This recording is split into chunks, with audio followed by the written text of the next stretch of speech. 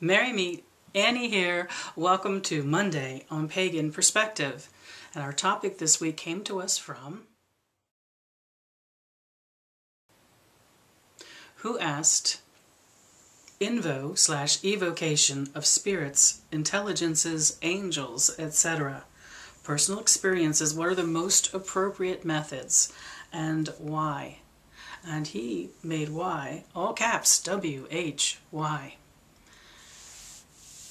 And I want to keep that thought present as I record this, that why is personal. The important thing is that we know why. Each of us knows why we are doing this, what we call, what we invite, what we expect. It's not an empty action, invocation and evocation.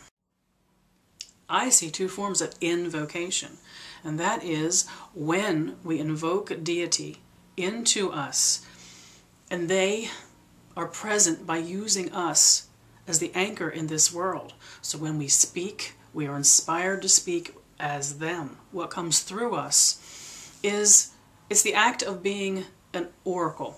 We're present as the shell that holds that divine energy. And there's also invocation, where the presence of spirit, of deity, is invited into us as a channel. We become a conduit. We're very aware and alert and fully present as who we are. And the energy of the deity, of the spirit, of the energy moves through us. Now I'm speaking in both of these instances of what invocation is as I experienced it to priestess to circle. My priest would invoke goddess into me. Nowadays, of course, I sit at the feet of my priestess in circle. What does it feel like when you are in the presence of invocation? I know that my priestess is not speaking when she is possessed by a goddess, when she becomes the goddess of the Wicca. When I hear her, I know I'm listening to the words of the goddess.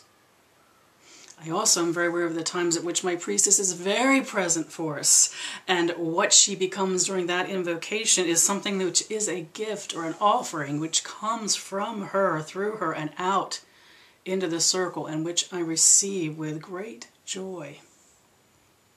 Why?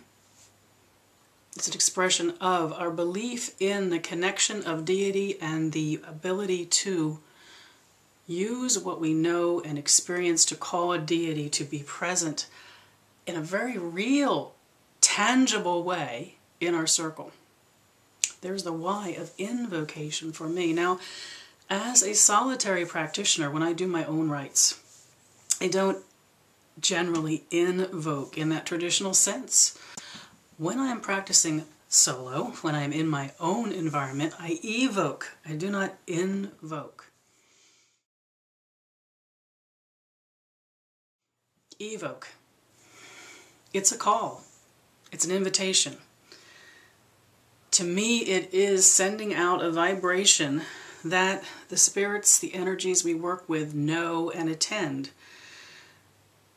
It is putting out the energy of air so that the elemental of air recognizes from the plane of forces the reality of air in my circle and attends to that, is called to be present because of that.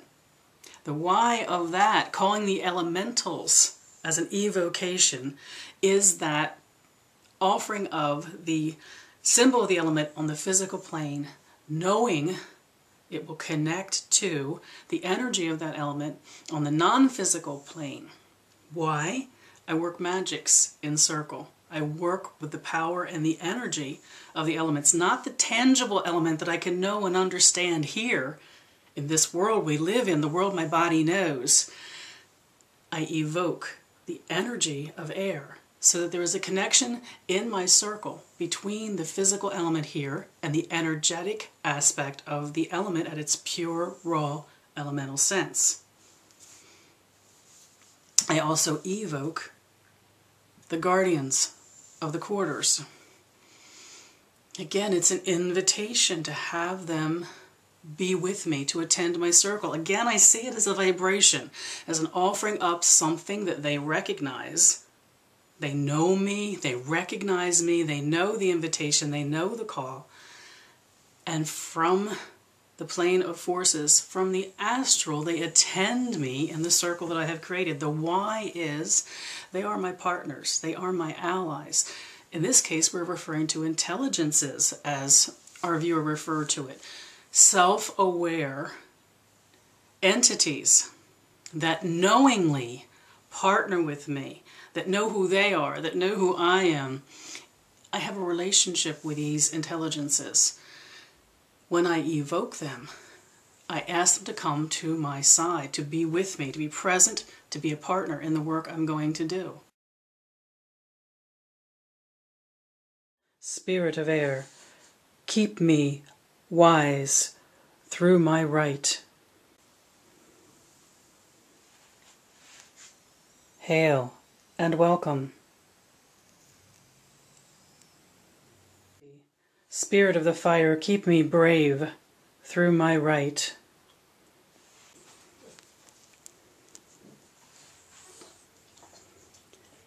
Hail and welcome. Spirit of water, keep me sure through my right.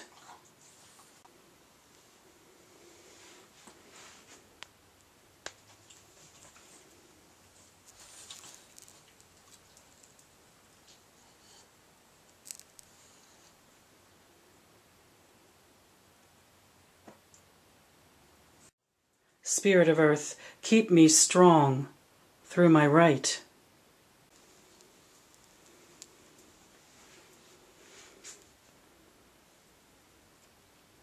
Hail and welcome. Winged one, fierce one, swift one, powerful one, together keep me pure through my right. The why, capital W-H-Y, of that evocation is a partnership with the sentient aspect of the elements. So evocation to me is very much the elements, the elementals, and the guardians. Now, I do in a way invoke, I-N-V-O-K-E.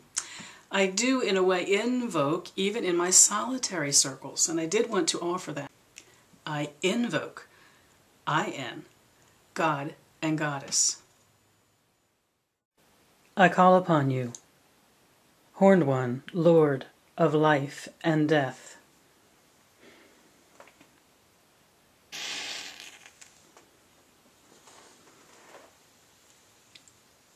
That which I adore, I also invoke.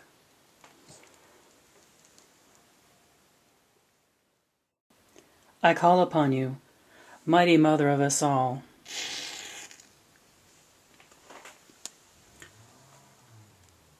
That which I adore, I also invoke.